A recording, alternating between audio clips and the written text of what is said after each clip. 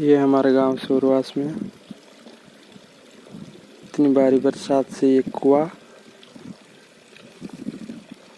Full भरीज गया नमक plant पर।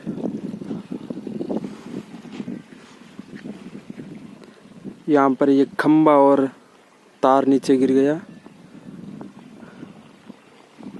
ये खंबा देखो आगे दिखता है ना।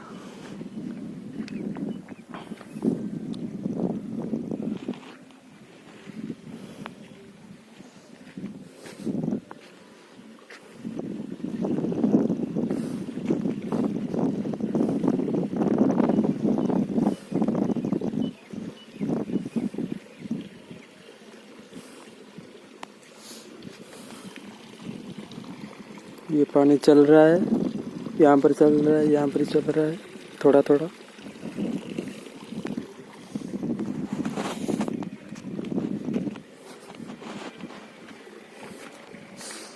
ये यहाँ पर बहुत कबूतर बैठ रहा है। ये नमक, ये नमक है।